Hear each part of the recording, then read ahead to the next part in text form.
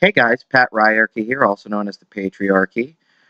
Listen, I know you've probably seen all the stuff about Smugglypuff lately, and I've even made a couple videos. My first video was me just covering the Smugglypuff story at the University of Toronto, and then a second video I made was a Halloween parody making fun of Smugglypuff. So before anyone comments on this video like, oh, you're just getting clickbait, or you're whoring out the Smugglypuff thing, this is just a follow-up to the original story. I'm not trying to get a bunch of, ground out of the Smugglypuff stuff. I really don't want to talk about Smugglypuff, but this gives some more closure to what happened, and I think it's important. It continues the saga of the Smugglypuff. So this is from a website, genuinewitty.com. That's where this article's at. And I saw a lot of people cover this, but I like this article the best. So I'm going to put a link in the description to the article because it's better written than a lot of the other ones. I'm going to skip parts of it, stuff that isn't important. Or maybe not important, shouldn't say that, but stuff that, like, you already know. Like, a lot of the first part of the article is just giving you a summary of what led to this with Jordan Peterson and his demonstration at the University of Toronto. And when Smugglypuff attacked Lauren Southern, which is what I covered before and all that. But this is something else that happened that day, and we know Smugglypuff's name now, Valerie Williamson. Valerie Theo Williamson. But, okay, so if anyone doesn't know, to give you a quick thing, there was a demonstration at the University of Toronto where Jordan Peterson, who was talking about free speech and, political correctness, destroying language, and how we shouldn't have to call people by their proper pronouns just because they identify as a gender. That's just some kind of thing they made up. And he shouldn't be punished for that and be held to that. Because they say he's dehumanizing, they say he's terrible, they yell shame at him. And then Lauren Southern there was just covering the event for Rebel Media, and she gets attacked. They try to take her microphone, a transgender person does. And then Smugglypuff comes up and lies to the police for like a minute. But anyway, let's skip past some of the first parts here. If you're one of the unfortunate people who relied on mainstream media's reports from outlets like City News and the Globe and Mail, or the intentionally unbalanced reports by the campus varsity newspaper, it's likely you have complete misunderstanding of what happened that day. That's the thing, like, a lot of these people online will try to spin this as on the left and say that it was these trans people fighting for their rights and they got in a scuffle. What happened was everybody was being very calm and collected and speaking. They went there acting radical and crazy and attacked Lauren Southern and then tried to lie to the police about it. And what's even worse is what we find out with the story is that a woman was attacked that day, this time by Smugglypuff. One of the most memorable moments of the protest was when Rebel Media's Lauren Southern was assaulted by a trans woman who tried to grab away her microphone. Moments later, a protester who the internet named Smugglypuff blatantly lied to police, officers claiming that nothing happened. But Smugly's story doesn't end there. Turns out, he, she, the, thon, he, goozy is now facing criminal charges, but not for the reason you may think. Because that's what I thought. I thought, is she going to get charged for this? Because there's video showing that she's clearly lying to the police because she saw what happened. Which would be fine, if she got in trouble for that. Alright, so let's keep going here, motherfuckers. Okay, Barbara E. and her partner Brian T. Last names withheld for safety. Jesus. Be careful, people. The SJWs are out. They could even be behind you right now. This is a warning to everyone. Look out for SJWs. They may look like normal people, but they're really something else. Much more sinister. Much more evil. Sorry, I don't know why I went into, this radio warning thing. I just thought that would be funny. I wish I could do an Orson Welles impersonation to sell that a little bit better, but unfortunately, despite years of practice, I have not been able to do a good impersonation of Orson Welles. But this is not about Orson Welles. Anyway, they heard about Peterson's protest over social media. Brian was aware of Peterson's work and watched the professor's videos long before he kicked off his campaign against political correctness. The two lived fairly close and walked to the protest with their dogs. So basically, a couple was also going to this protest to support Peterson and see what he had to say. And they took their dogs with them. That sounds fairly normal, okay? An article published in the Varsity quoted an anonymous source who claimed the couple seemed to be identifying themselves as white supremacists. Wow. So they were just standing around and talking like, hey, what are you? Oh, I'm a white supremacist. No big deal. Don't worry about it. I'm just here to see this guy. Here's my dog. Here's my white dog. You know what a white dog is? A dog that hates black people. That's what both of these dogs are. Anyway, when asked Barbara to respond to this accusation during our first conversation, she responded saying, "For the record, I despise white supremacists. I stand up against all hate groups." Brian confirmed he shared the same worldview. Having spoken with Barbara and Brian, it's bleeding obvious, it's supposed to be somebody British, it's bleeding obvious the accusation was complete nonsense, as we'll discuss in more depth in my upcoming article on journalistic malpractice. Peterson's opponents had no problems telling bold-faced lies to support their position, and the media put little to no effort in determining the truth. Which is very true. We have to talk about the leftist media, and I will say this as someone who was a hardcore liberal for my entire life up until recently, because the media has been disgusting. It does not hold people to the standards that it should, under the idea if they pretend that they're on the left and fighting for something that we're supposed to agree with in social issues, that they're okay, they can get away. This Black Lives Matter can get away with anything, you know. These feminists can get away with anything. That if other people did these things, if they acted this way, they would get in way more trouble. If white men were doing the things these people are doing, if I was going out and saying the same kind of shit in a different way, I'd be getting much more attacked for this stuff. Okay, we have to attack everyone who's a bigoted asshole. I'm okay with people who are transgender going to things like this and saying their piece. That's fine. Just don't attack people while you're there, and don't attack women. That's all. These people, we have to hold all these people accountable together. Like, I'm saying this to the SJWs out there. We have to agree that the people who attack people are people that we need to get rid of, and you guys need to criticize them even more if you're in that group. Because you need to show that you're not with them, and like, hey, these people are bad, and you don't need to try to spin it that people were white supremacists, because that just makes your whole thing sound stupid. It's like, are you kidding me? Like, that's... You make up a straw man, because you can't admit this person is bad. Barbara explained that her assault occurred shortly after someone pulled the fire alarm in the Sid Smith building. This wasn't the first time. I've been pulled at a university, that I've seen one pulled at a University of Toronto protest. I've seen them pulled at a few colleges I've been to. It's ridiculous. They'll pull a fire alarm just over someone talking. Seriously, like, because it's hateful speech. These are their protests. They're protesting speech. Black Lives Matter black supremacist Uris Kogali. I think it's Kogali or Kogali. This is the crazy chick who, like, put sprinkled glitter over Lauren Southern. And it's just, I don't know why she gets to represent Black Lives Matter in any way, because she's clearly some crazy lady. I mean, I have no problem with a woman being there for Black Lives Matter, but this woman completely acts irrational from everything I've seen from her. Was screaming and advancing on one of Peterson's supporters, and Barbara decided to film it with her mobile phone. So the girl was filming this for the people to see how this woman was acting. Smugglypuff's girlfriend started taunting and getting aggressive towards Barbara after that. Then out of nowhere, Smuggly attacked Barbara from behind and eventually grabbed and ran away with her phone. Two things here that are crazy. One, that Smugglypuff attacked this woman. Another thing, Smugglypuff's girlfriend, that somebody fucked Smugglypuff. That's amazing. I did not see that twist coming. Let's put that on the record.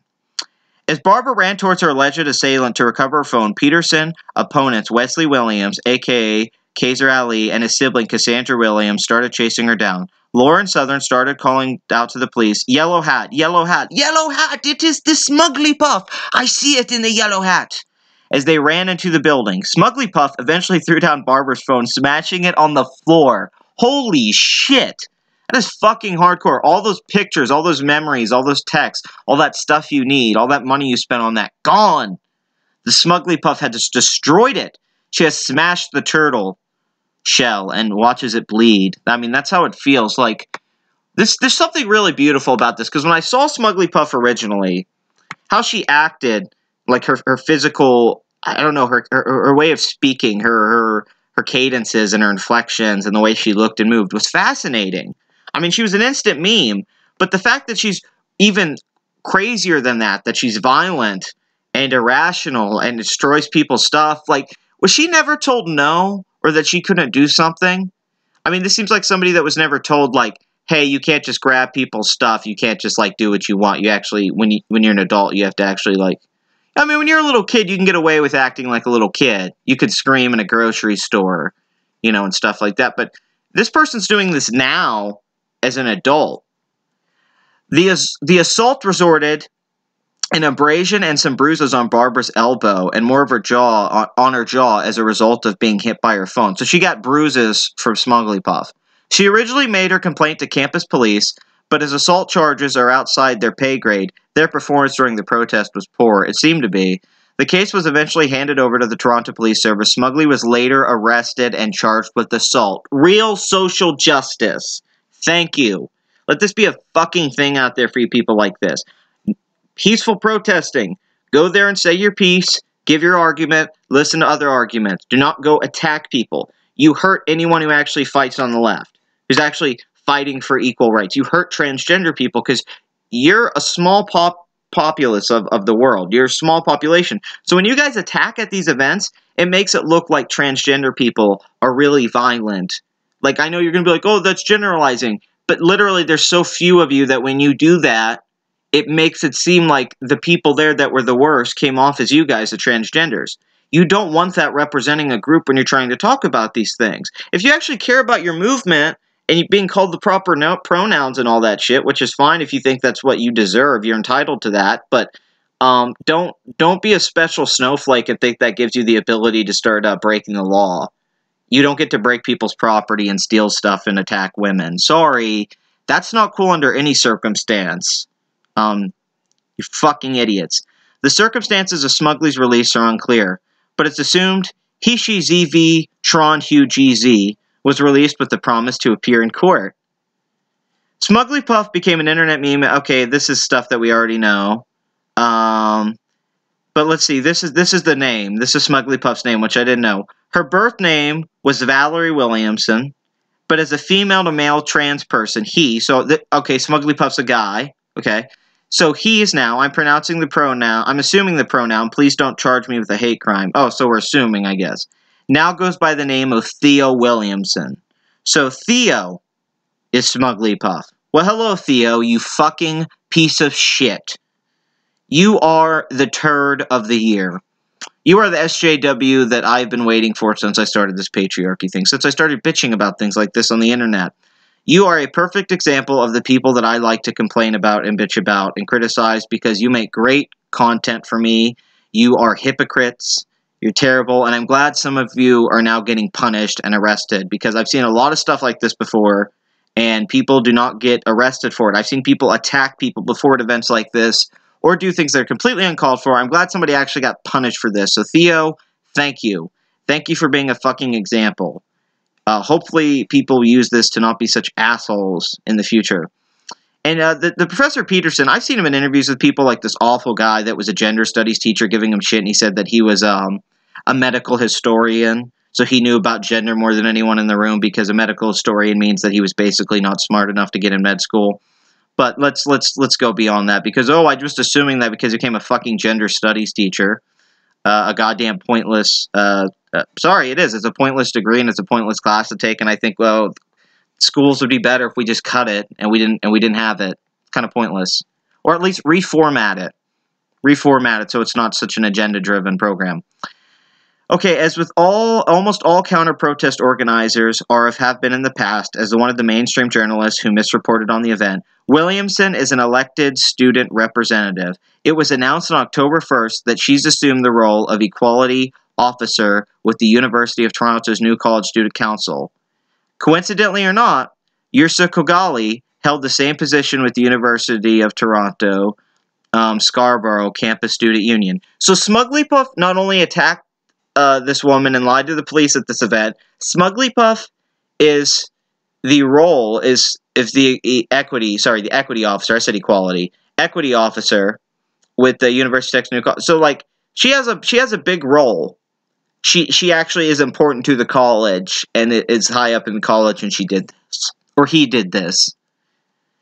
Okay, so like Kogali, the anti-racism activist who called black man a coon during the protest, Williamson is also a bit of a hypocrite. A week after he assaulted Barbara and smashed her phone, Williamson explained to the campus newspaper, The Strand, how Peterson's word made her feel unsafe on campus. So this is Smugglypuff in an interview. Listen to how delusional this person is. This is going to be about the end of this video, and we're going to summarize things up. But listen how delusional this people is. This is like when I was doing the video about Humongous and looked at Zarna's Facebook post, and she actually believed she was sexually harassed by that guy, even though nobody agreed with her.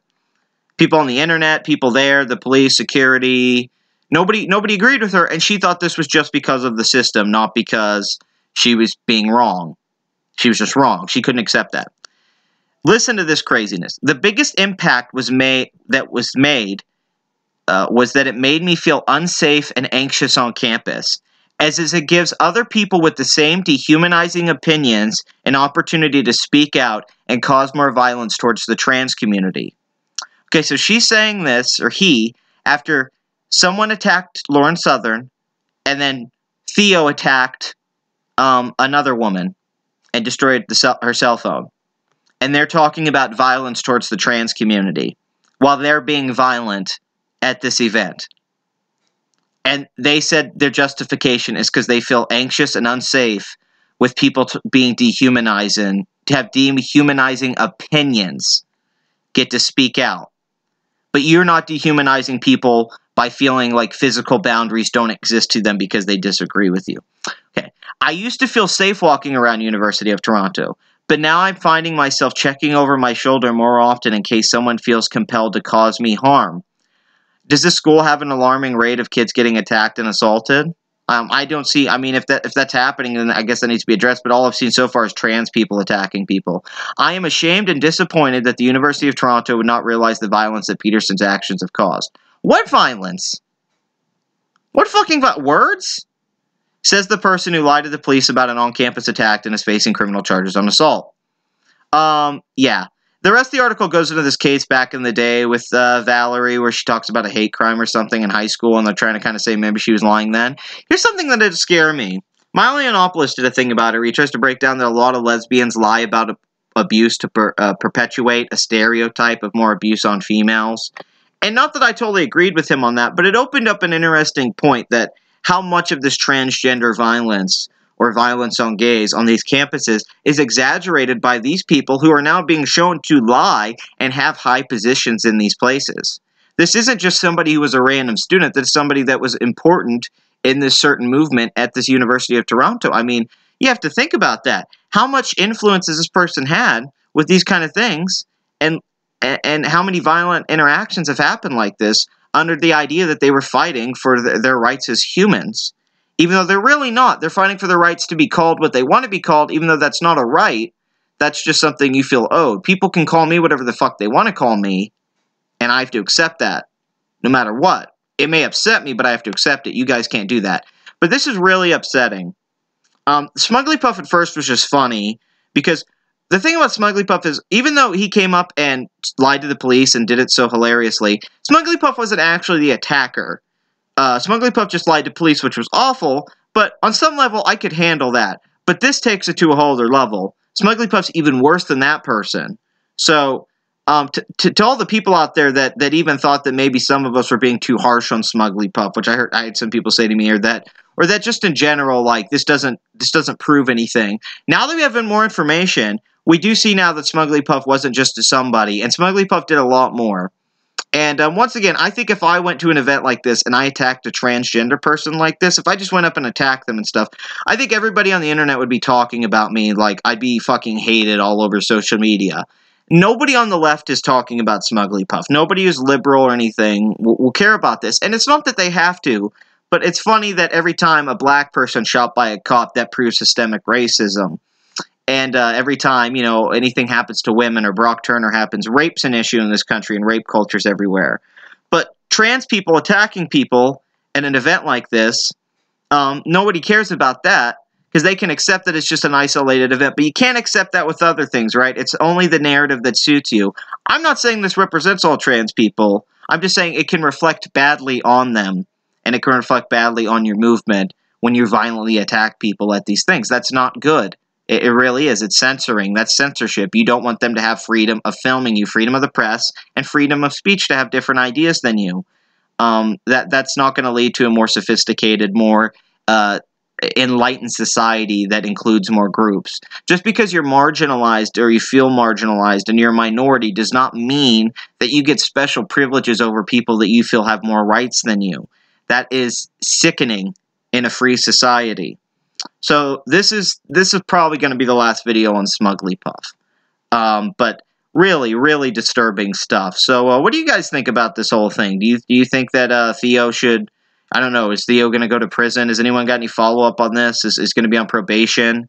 And really, this is crazy. I mean, really, this is crazy. I've heard about stuff like this happening at this university before, too. So to any of the students on that campus that aren't radical, regressive leftists, I'm sorry you have to deal with this shit. I'm really sorry. I know sometimes Canada can be a pain in the ass with SJWs. But just know that we're out here supporting you guys, and we're not okay with women getting hit either. Okay? So until next time, this is the Patriarchy, and to all you bitches out there, go fuck yourselves.